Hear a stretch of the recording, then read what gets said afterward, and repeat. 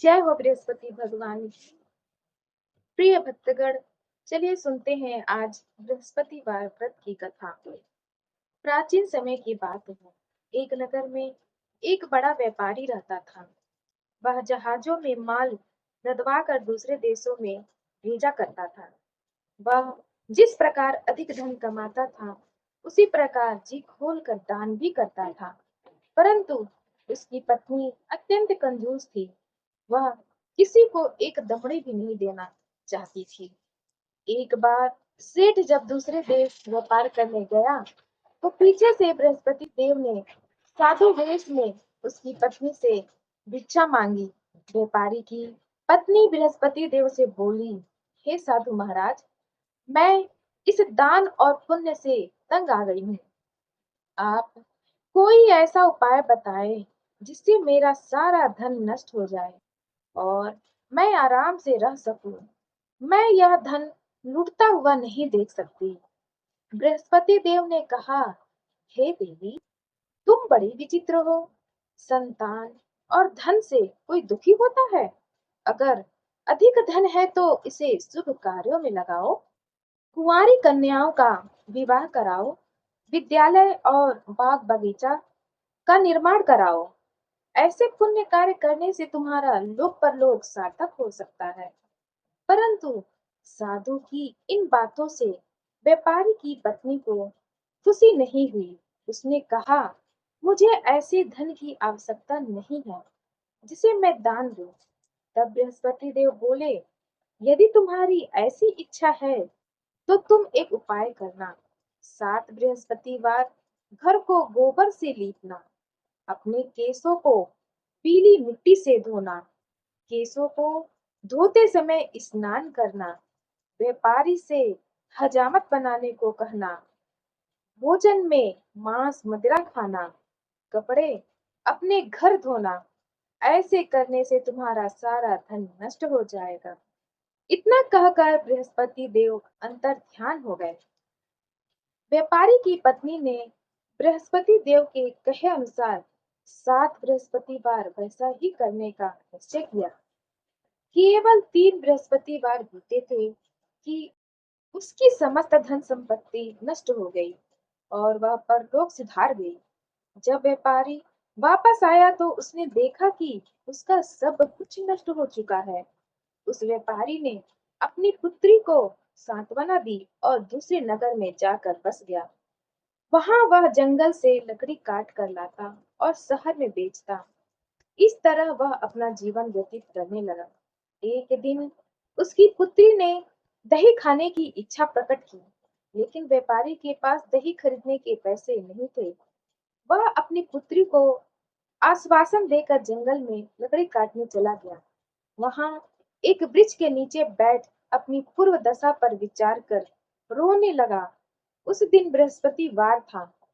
तभी वहां बृहस्पति देव साधु के रूप में सेठ के पास आए और बोले, हे मनुष्य, तू इस जंगल में किस चिंता में बैठा है? तब व्यापारी बोला, हे महाराज, आप सब कुछ जानते हैं। इतना कहकर व्यापारी अपनी कहानी सुनाकर रो पड़ा। बृहस्पति देव बोले, देखो बेटा, तुम्हारी पत्नी ने बृहस्पति देव का अपमान किया था, इसी कारण तुम्हारा यह हाल हुआ है। लेकिन अब तुम किसी प्रकार की चिंता मत करो। तुम गुरुवार के दिन बृहस्पति देव का पाठ करो। 2 पैसे के चने और गुड़ को लेकर जल के लोटे में शक्कर डालकर वह अमृत और प्रसाद अपने परिवार के सदस्यों और कथा सुनने वालों में बांट दो। स्वयं भी प्रसाद और चरणामृत लो। भगवान तुम्हारा अवश्य कल्याण करेंगे। साधु की बात सुनकर व्यापारी बोला, महाराज, मुझे तो इतना भी नहीं बचता कि मैं अपनी पुत्री को दही लाकर दे सकूं। इस पर साधु जी बोले, तुम लकड़ियां शहर में बेचने जाना। तुम्हें लकड़ियों के दाम पहले से चौगुने मिलेंगे, जिससे तुम्हारे सारे कार्य सिद्ध हो जाएंगे। उसने लकड़ियां काटी और शहर में बेचने के लिए चल पड़ा। उसकी लकड़ियां अच्छे दाम में बिक गईं, जिससे उसने अपनी पुत्री के लिए दही लिया और गुरुवार की कथा हेतु चना गुड़ लेकर कथा की और प्रसाद बांटकर स्वयं भी खाया। उसी दिन से उसकी सभी कठिनाइयां दूर होने लगी। परंतु अगले बृहस्पतिवार को वह कथा करना भूल गया। अगले दिन वहां के राजा ने एक बड़े यज्ञ का आयोजन कर पूरे नगर के लोगों के लिए भोज का आयोजन किया। राजा की आज्ञा अनुसार पूरा नगर राजा के महल में भोज करने गया, लेकिन व्यापारी व उसकी पुत्री तनिक विलंब से पहुंचे। अतः उन दोनों को राजा ने महल में ले जाकर भोजन कराया। जब वे दोनों लौटकर आए, तब रानी ने देखा कि उसका खूंटी पर टंगा हार गायब है।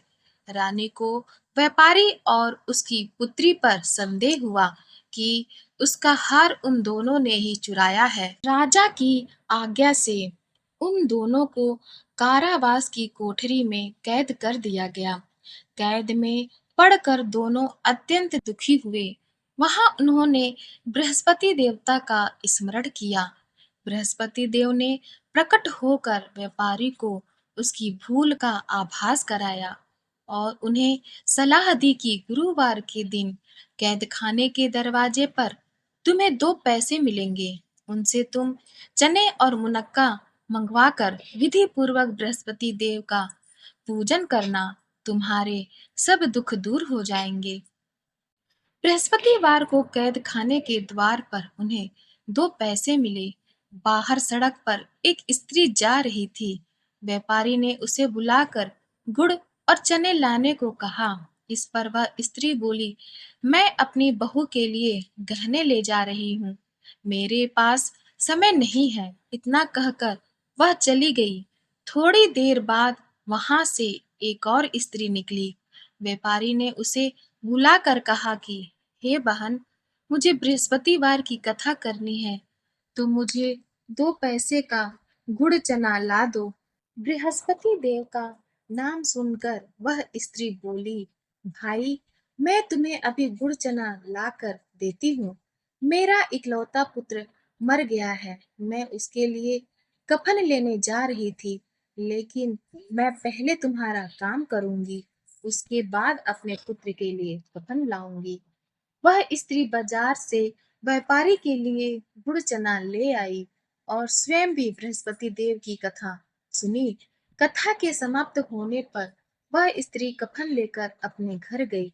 घर पर लोग उसके पुत्र की लाश को राम नाम सत्य है कहते हुए शमशान ले जाने की तैयारी कर रहे थे। स्त्री बोली, मुझे अपने लड़के का मुख देख लेने दो।